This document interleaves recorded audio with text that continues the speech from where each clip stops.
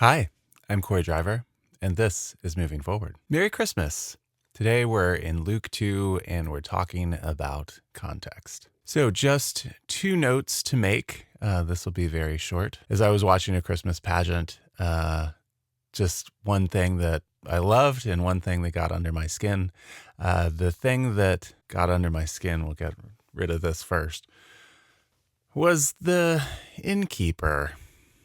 You know, the pageant, like the innkeeper turns away Mary and Joseph, and there's no room in the inn, and like the people of Bethlehem are not that welcoming and whatever. That's not in the Bible at all. It just is not in the Bible and comes from a cultural misreading. Certainly, in Luke 2 and in early Matthew, there's no innkeeper. There's no person of an innkeeper turning anybody away because really there's no inn. The word that Luke uses here in Luke 2 and then in talking about the upper room is kataluma. It is a guest room. It's a guest room. It's not an inn.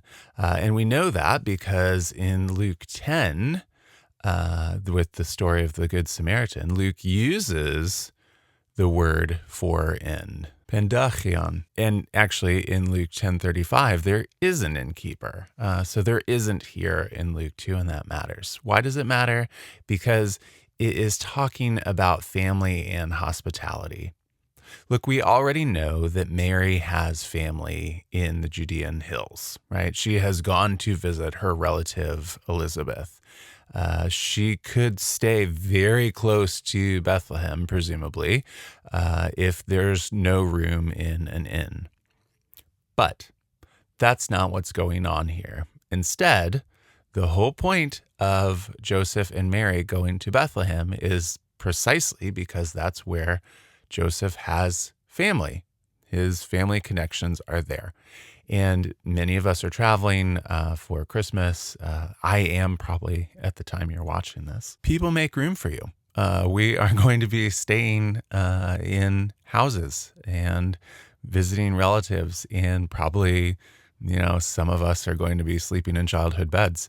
That is the way of it, and that is not a new invention. So where is the place where there is no room for Mary and Joseph and little baby Jesus?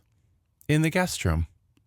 You see, there are people coming from all over the eastern side of the Mediterranean, presumably, to stay in Bethlehem, and there is a duty of hospitality that the folks of Bethlehem, just as much as the folks of any place else, would have to house visiting relatives. Mary and Joseph are not going to lodge in the guest room.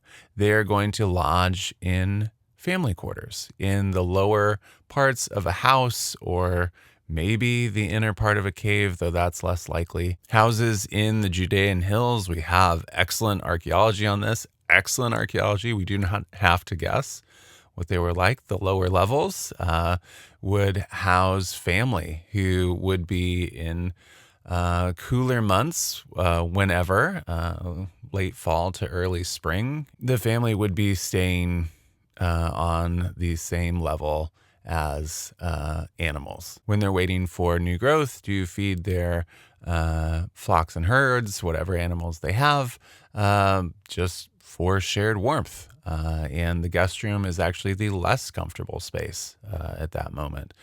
It is presumably above on the second floor, where the animals are staying, and you want to be close to the warmth. So Mary and Joseph are not welcomed as guests. They are welcomed as family. The people of Bethlehem, Joseph's family, make space for a couple about to have a kid. They get there, they arrive there, and then they have their child, and they lay them in the manger because there's no room in the guest room where all the other people are. They get relative privacy and warm welcome, right?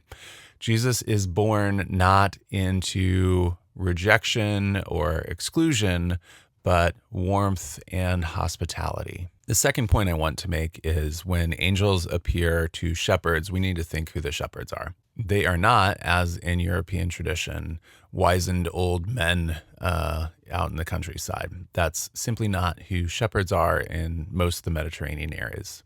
Instead, look to the Bible. Who are the shepherds? Well, King David was a shepherd when he was a child.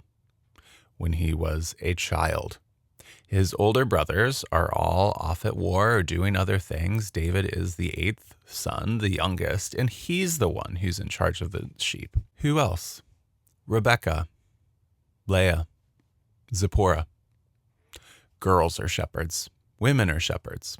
That's a very common task across, again, the Mediterranean world. Jewish tradition, Roman tradition, Arab tradition today, right? Like, girls are usually shepherds. That's completely normal then and now. Who else are shepherds?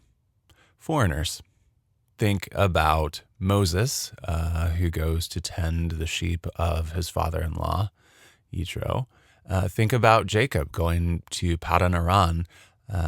He's family, to be sure, but he's family who speaks a different dialect at this point and has made a journey of a long way. If you're a father-in-law who has daughters and you're going to have a foreign son-in-law, that's actually sort of a status symbol. Like, hey, look, I have a man tending my sheep and he's Egyptian, or he's like, I don't know, becoming Canaanite. So when you think of shepherds in normal times, unless you have like a foreigner son-in-law, you should probably think of children, like the youngest child of a family, and or women or girls.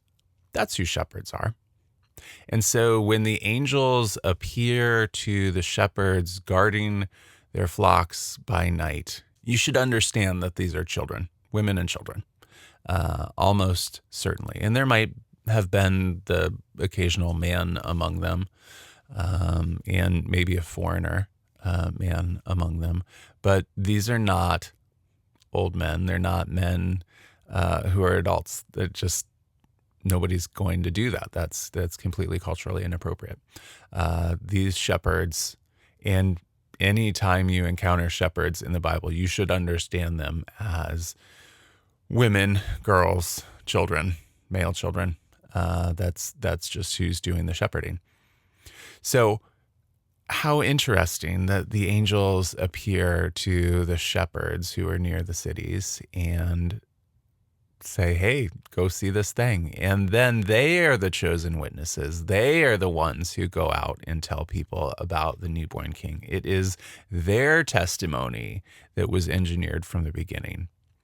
So just like in the resurrection, the first witnesses and the first apostles are women.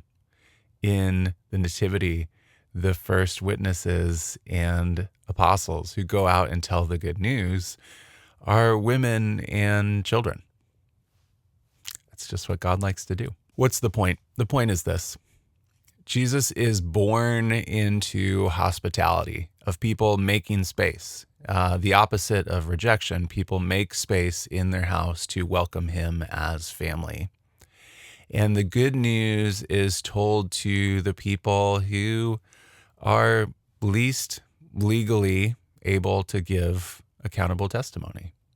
But to women and children, those are the ones invited to witness the newborn king. It is they who go and see a newborn baby. So let us be like the people of Luke 2.